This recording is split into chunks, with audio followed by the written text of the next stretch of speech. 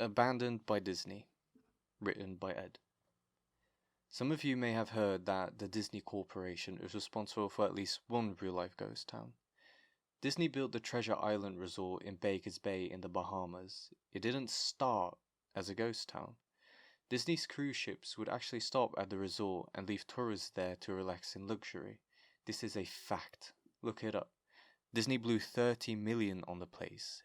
Yes, $30 million. And then they abandoned it. Disney blamed the shallow waters due to their ships not being able to operate safely, and there was even blame cast on the workers, saying that since they were from the Bahamas, they were too lazy to work a regular schedule. That's where the factual nature of their story ends. It wasn't because of sand, and it obviously wasn't because foreigners are lazy. Both are convenient excuses. No, I sincerely doubt those reasons were legitimate. Why don't I buy the official story? Because of Mowgli's palace. Near the beachside city of Emerald Isle in North Carolina, Disney began a construction of Mowgli's palace in the late 1990s.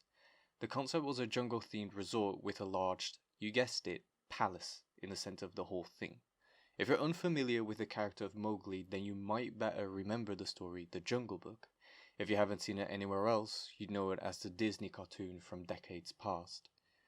Mowgli is an abandoned child in the jungle, essentially raised by animals and simultaneously threatened, pursued by other animals. Mowgli's palace was a controversial undertaking from the start. Disney bought up a ton of high-priced land for the project, and there was actually a scandal surrounding some of the purchases. The local government claimed eminent domain on people's homes, then turned around and sold the properties to Disney. At one point, a home that had just been constructed was immediately condemned with little to no explanation. The land grabbed by the government was supposedly for some fictional highway project. Knowing full well what was going on, people started calling it Mickey Mouse Highway. Then there was the concept art. A group of stuffed shirts from Disney Co. actually held a city meeting. They intended to sell everyone on how lucrative this project was going to be for everyone.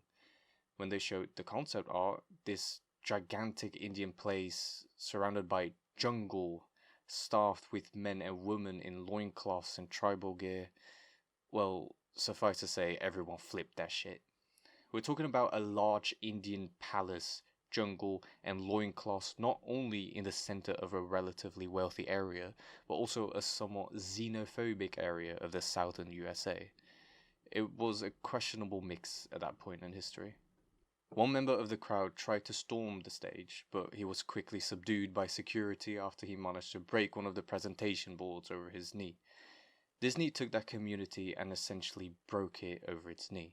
The houses were razed, the land was cleared, and there wasn't a damned thing anyone could do or say about it.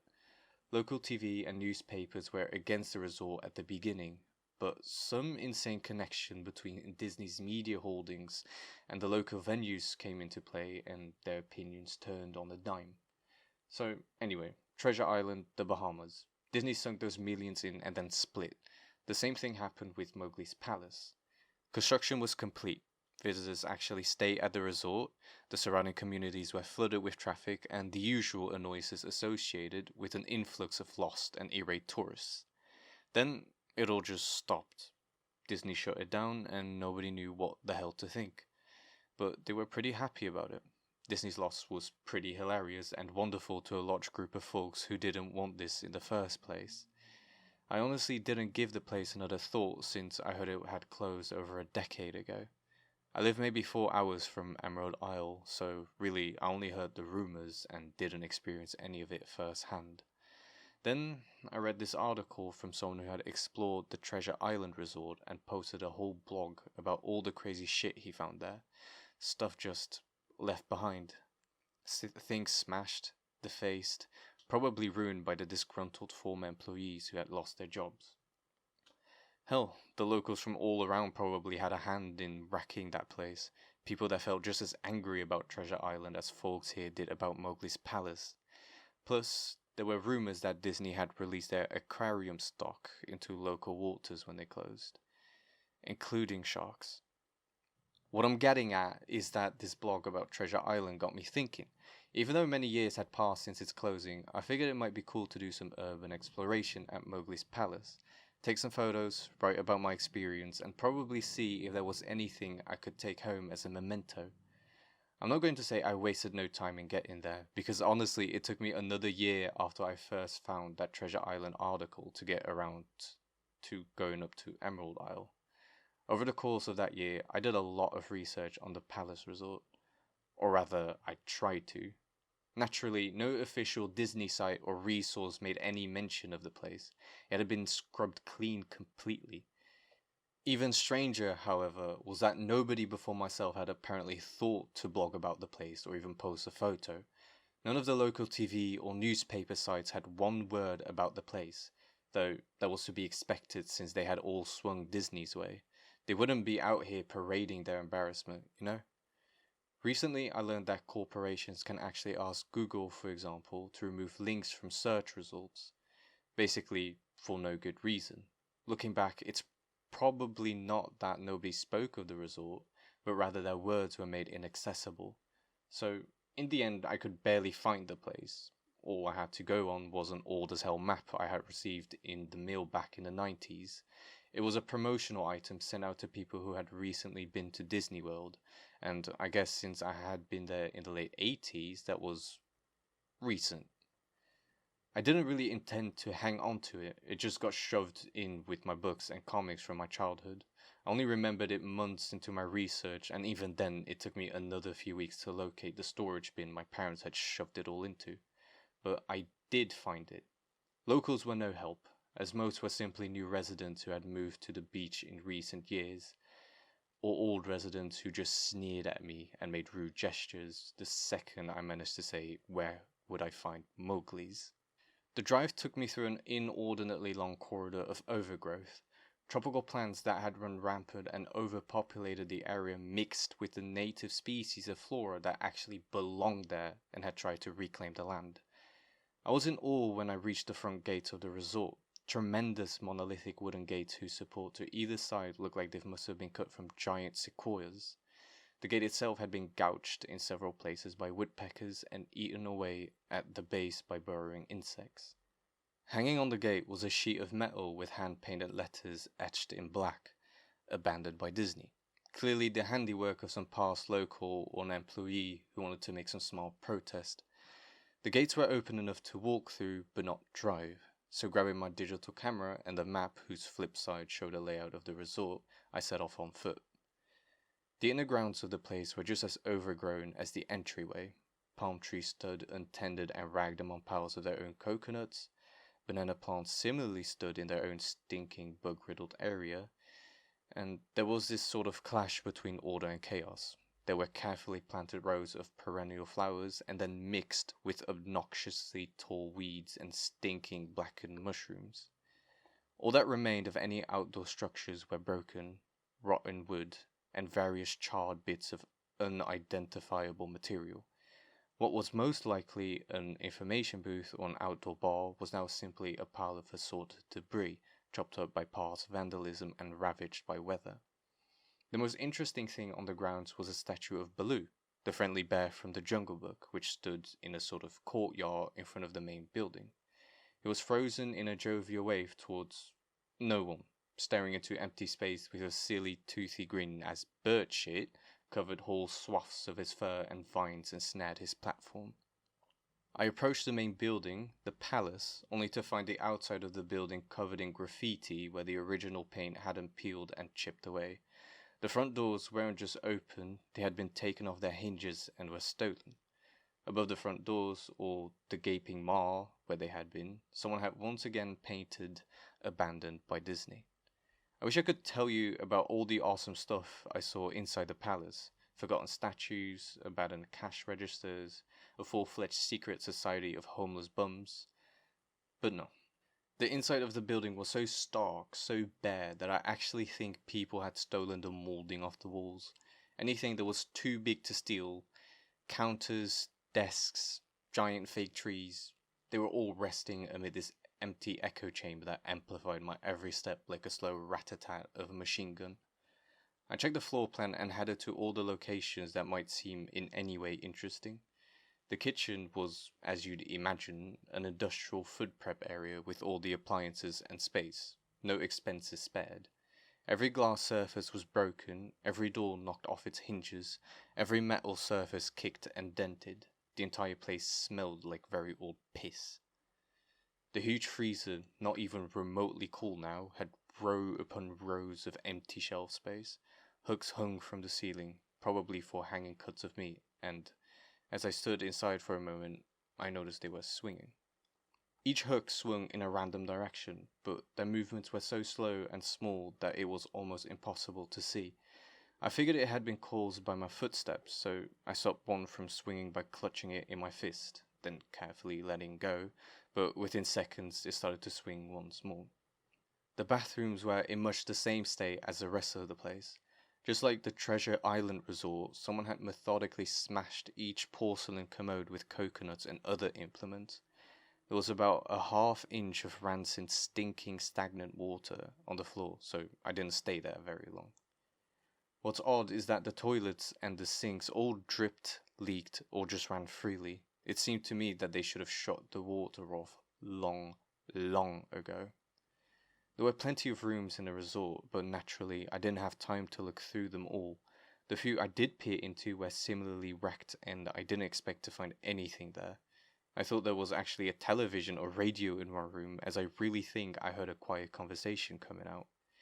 Though it was like a whisper, probably my own breathing echoing in the silence, or just another case of the sound of flowing water playing tricks on my mind. This is what it sounded like. I didn't believe it. What do you mean? I didn't know that. I didn't know that. Your father told you. I know, that sounds ridiculous. I'm just telling you what I experienced. Might have thought there might have been something running in that room. Or worse, some vagrants who had hauled up there and probably would have knifed me. At the front doors of the palace, again, I figured I hadn't found anything of note and had wasted a trip up. As I looked out the door, I noticed something interesting in the courtyard that I had apparently missed. Something that would give me at least one thing to show for all my trouble, even if it was just a photograph. There was a lifelike statue of a python, maybe 80 feet long, coiled up and sunning itself on a pedestal right in the center of the area. It was almost time for the sun to start setting, so the light fell onto the object in the perfect way for a photograph. I approached the python and snapped a photo. Then I stood on my toes and snapped another. I moved closer again to get the detail of its face. Slowly, casually, the python lifted its head, looked directly into my eyes, turned, and slithered off the pedestal across the grass and into the trees. All 80 feet of it. Its headlong disappeared into the woods before its tail even left the sunning spot. Disney had released all their exotic animals onto the ground. Right there on my floor plan map was the reptile house. I should have known. I'd read about the sharks at Treasure Isle, and I should have known they'd done this. I was dumbfounded, just utterly stupefied. My mouth must have been hanging open for the longest time before I came back down to earth and snapped it shut. I blinked a few times and backed away from where the snake had been, back towards the palace. Even though it was totally gone, I still wasn't taking any chances and backed my way into the building. It took a few deep breaths and slaps to my own face to get myself right in the head again after that. I looked for a place to sit down as my legs were feeling a bit like jelly at this point. Of course, there was no place to sit down unless I wanted to recline in the broken glass and dead leaf carpet or haul myself up onto a desk of questionable reliability. I'd seen some stairs near the palace's lobby and decided to go have a seat there until I felt better. The staircase was far enough away from the front of the building to be relatively clean, save from a startling accumulation of dust. I pulled a wedge of metal off the wall, once again painted with the abandoned by Disney motto I'd become accustomed to. I placed the wedge on the stairs and sat on it to keep at least somewhat clean. The stairway led downward, below ground level. Using my camera flash as a sort of improvised flashlight, I could see that the staircase ended in a metal mesh door with a padlock. A sign on the door, a real sign, read, "Mascots only. Thank you."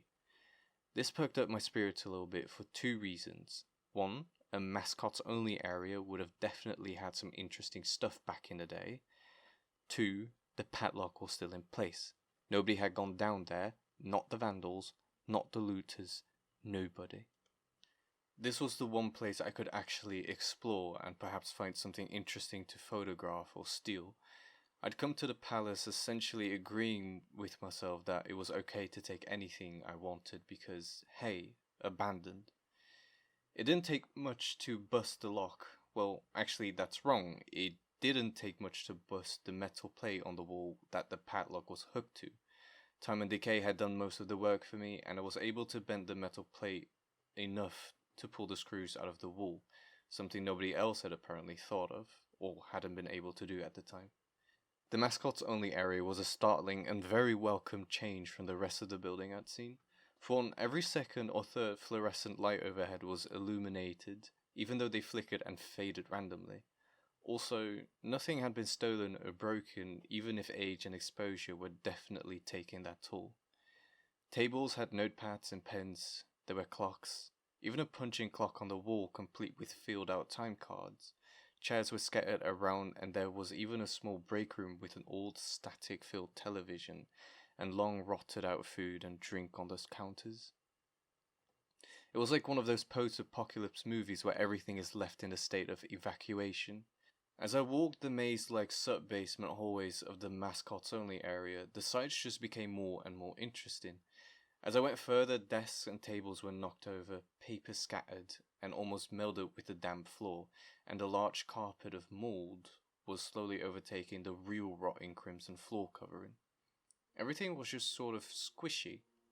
Anything wood disintegrated into mush when I applied even the least amount of force, and clothing items hanging on hooks in one of the rooms simply fell to moist threads if I tried to unhook them.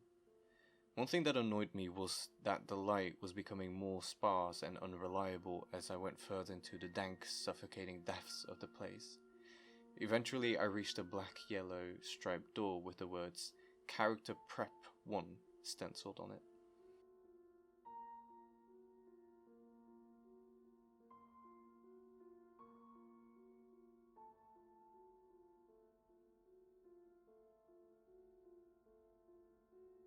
The door wouldn't open at first. I figured this was probably where the costumes were kept, and I definitely wanted a photograph of that twisted, stinking mess. Try it as I might, whatever angle or trick I tried, the door wouldn't budge. That is, until I gave up and started to walk away.